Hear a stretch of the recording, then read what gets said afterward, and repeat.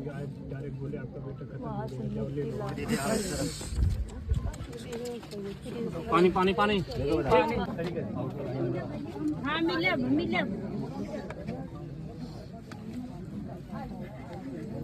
गगन जी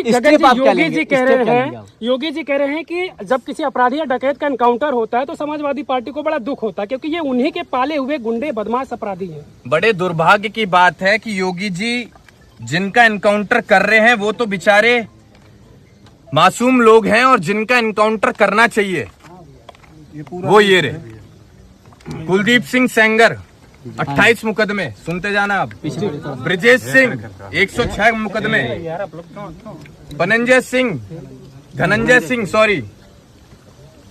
46 मुकदमे, राजा भैया 31 मुकदमे, डॉक्टर उदय भान सिंह 83 मुकदमे, अशोक चंदेल 37 मुकदमे, विनीत सिंह 34 मुकदमे, ब्रजभूषण सिंह 84 मुकदमे, चुलबुल सिंह 53 मुकदमे, मोनू सिंह 57 मुकदमे, सोनू सिंह 48 मुकदमे, अजय सिंह सिपाही 81 मुकदमे, पिंटू सिंह 23 मुकदमे, रानी सिंह 48 मुकदमे, संग्राम सिंह 58 मुकदमे, चुन्नू सिंह 42 मुकदमे, याशा सिंह 88 मुकदमे। और ये तो बात छोड़ो आप, हम एक बात कहना चाहेंगे। एक बार माननीय मुख्यमंत्री जी के ऊपर भी कितने मुकदमे हैं इसकी भी जांच हो, उसे भी आप लोग उठाने का काम करें। देखिए साहब, एनकाउंटर सॉल्यूशन नहीं है, और पीड़ा हमें तब हुई है जब हमारा व्यक्ति दोषी नहीं था। और अगर ऐसे आप हत्याएं करेंगे, जान लेंगे किसी की, तो एक चीज का ध्यान रखना, भगवान के घर देर है अंधेर नहीं है। जितने नाम आपने गिनवाया सब नाम के बाद में सिंह लगे हुए थे। क्या बताना आप चाह रहे हैं कि यादवों को टारगेट किया जा रहा है, किसी विशेष जात को टारगेट किया बिल्कुल किया जा रहा है, नाम के बिल्कुल पीछे किया सिंह जा लगे रहा हुए है। थे। भैया इनकाउंटर है कि हत्या है? साफ ये हत्या है, और एनकाउंटर का रूप देकर जी भैया जिसने हत्या किया उसके साथ कार्रवाई होनी चाहिए कि नहीं? बिल्कुल कार्रवाई होनी चाहिए। और हमें तो ऐसी भी सूचना मिली है कि कुछ अधिकारी ऐसे हैं जो प्रमोशन पाने के लिए जी ऐसी भैया घटनाओं को बढ़ावा देते हैं। भैया आप एक सेमिनार में बोले थे, आप एक सेमिनार बोले थे। एक और चीज हमें ये भी सूचना मिली है कि कई अधिकारी जी भैया पैरों पर गोली मारने का भी अपना रिकॉर्ड बनाना चाहते हैं। गगन यादव जी इस परिवार के साथ भैया क्या? हमें ये भी पता है जी भैया जी कि अब तक 56 वाला रिकॉर्ड तोड़कर वो एनकाउंटर में अपना भौकाल बनाना चाहते हैं कि हम सबसे ज्यादा एनकाउंटर करने वाले एनकाउंटर स्पेशलिस्ट हैं। एक सेमिनार में मैंने आपको सुना था कि अगर युवाओं का पसीना बहेगा तो उस जगह मेरी खून बहेगी।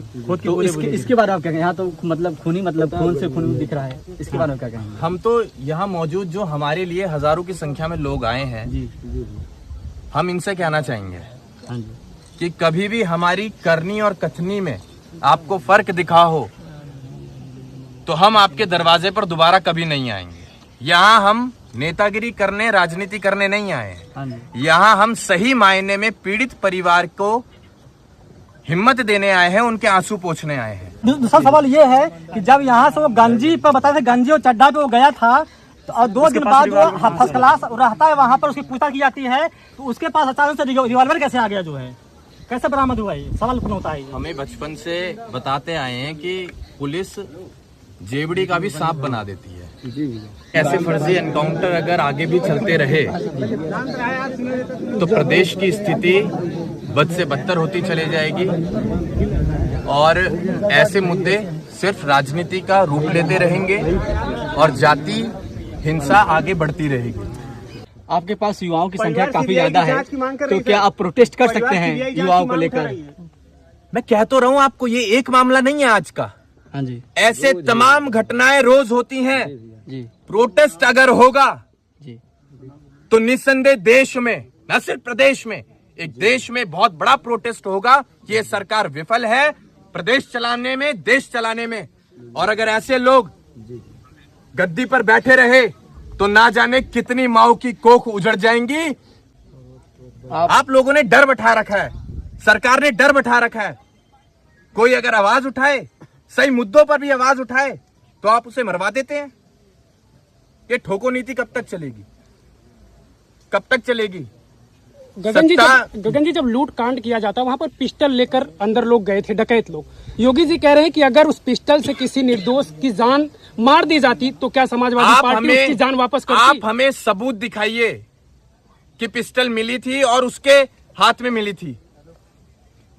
और रही बात की अगर किसी की जान चले जाती तो क्या वो समाजवादी पार्टी के सुप्रीमो उस जान के बदले जान दे पाते? तो ये सवाल तो हम भी कर सकते हैं सरकार से। मंगेश यादव, आज इस घर का आंगन सूना हुआ है। अगर वो निर्दोष पाया गया पूरी जांच होने के बाद, तो क्या योगी सरकार, क्या योगी जी दूसरा मंगेश यादव इस मां को दे पाएंगे, इस बहन को दे पाएंगे, इस बाप को दे पाएंगे? आप बात कर, आपने पॉलिटिकल लड़ाई बना दी, आपने पार्टी को जोड़ दिया। आपने वो घर ही नहीं देखा जिस घर में अब तक आंसू नहीं सूखे। आपने वो मां नहीं देखी जो बेहोश पड़ी है। आपने वो बहन नहीं देखी जो हमसे बात करते हुए गिर गई बेहोशी में। आप लड़ाई लड़ रहे हैं भाजपा सपा, भाजपा सपा। इंसानियत कहां गई? इंसानियत खत्म हो गई इस राजनीति के चक्कर में।